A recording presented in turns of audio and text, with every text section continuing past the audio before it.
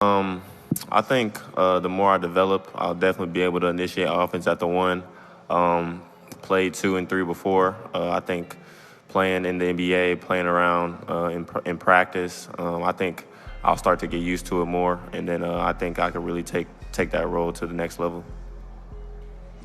The Toronto Raptors are another one of those teams who land on my massive winners list for this year's NBA draft. Not only did they get a bunch of dogs, they also traded for a guy in Davion Mitchell. Defensively, they got insanely more versatile. And in this video, I wanted to break down not only Jacoby Walter, but I wanted to break down Jonathan Mogbo and Jamal Shead and tell you or show you by the film exactly why I love what they have done and what they've added to this team.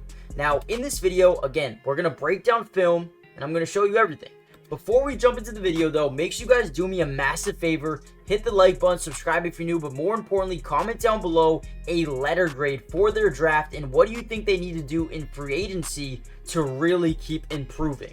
Now, Jacoby Walter, in my opinion, is a guy who reminds me a lot of CJ McCollum. He's a prototypical two guard, but has the potential to be a really good point guard as well. As you see him here break down his opponent, pull up for a deep range three, and get it to go, right? You break down all of his tools, all of his skills. He is a guy that has insane shot making ability from deep range. He's got a nice looking jumper. It's smooth, it's very intriguing, and he will be a good three-point shooter in the NBA. That's something that is pretty much locked in, in stone, right?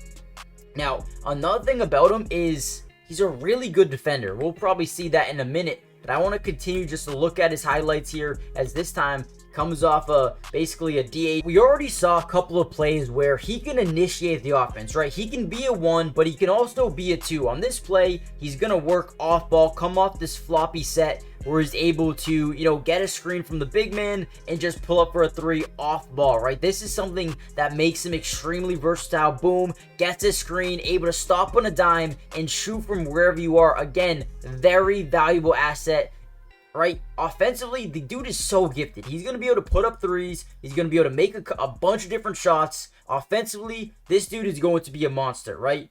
But also, something that is very, undervalued about him is his passing ability. Like I said before, has the potential to be a point guard. Not only can he score the ball at will, but also is a guy that wants to get his teammates involved, wants to make the right play every single time, and wants to make sure he puts his teammates in position to succeed, as well as being able to drop 25 to 30 points in a single NBA game.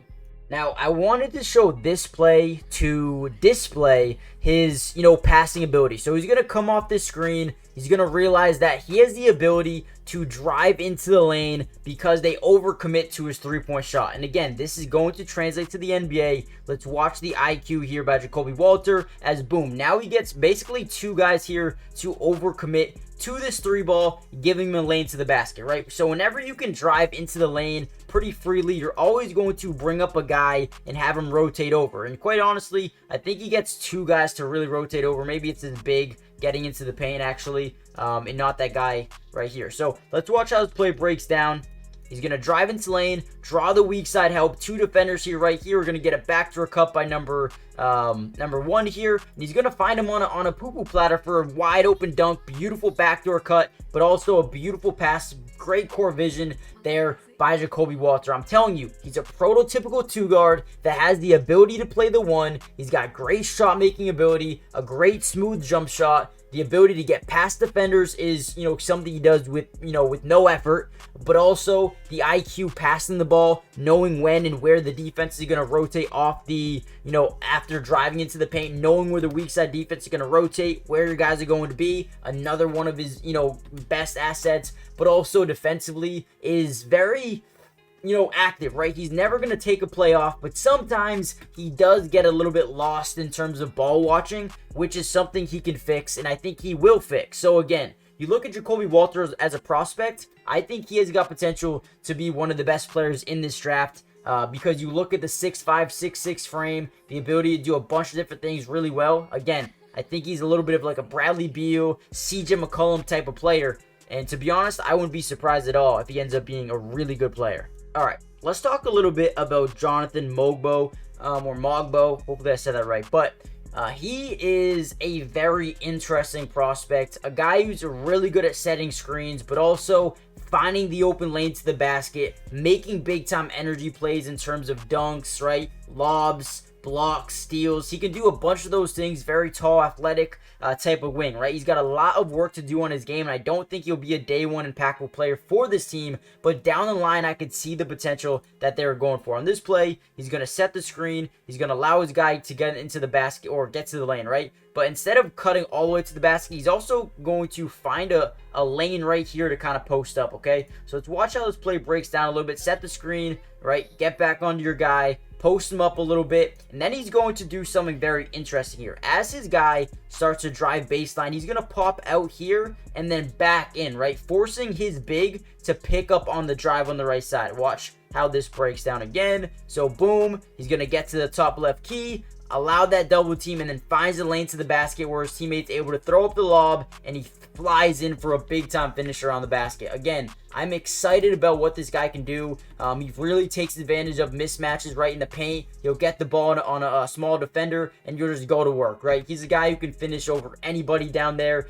Very, very good on the glass offensively and defensively. Is always going to make it tough on both ends of the floor. Big time block there off the offensive rebound by the other team. Again, this guy has a lot of potential. Drives into the lane, draws some weak side help here, lobs up, and there he is. Throws it down, right? A lot of these highlights are going to be very similar. Him working in the paint, catching down low in the low post, drawing extra help, drives in, easy dunk, right? This guy's an energizer bunny. And again, I don't know if he'll be a day one impact, but I do think that if he develops a little bit, maybe an outside jump shot, become more versatile defensively, even though he is very versatile in terms of switching on to other defenders and being able to hold his own, I think if he gets a little bit better, he could even be a full-time player for this team as a depth role. I don't know. But listen, I like his potential. We'll see how he grows as a player. All right, and the last guy I want to talk about here is Jamal Shead, right? Smaller type of guard, but does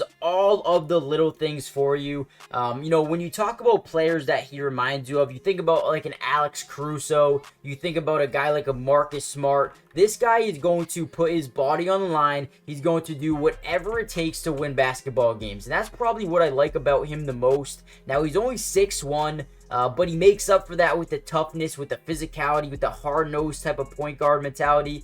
This dude is strong. He's got a lot of power, and he's very, very unselfish. On this play specifically, we're going to see his big man come up, set a screen. He's going to come around it and notice that not only does he have his trailing defender, but now he has the big man's defender kind of double teaming him off this screen as well, right? Very, very smart, very instinctual, a guy who knows where his guys are going to be. His big man's going to roll the basket, and as he draws those two defenders, realizes, okay, my boy's wide open. Let me throw it to him on a wide open dunk attempt. I mean, that is beautiful, right? And then you see what he can do defensively. The man is always going to be there, right? Boom.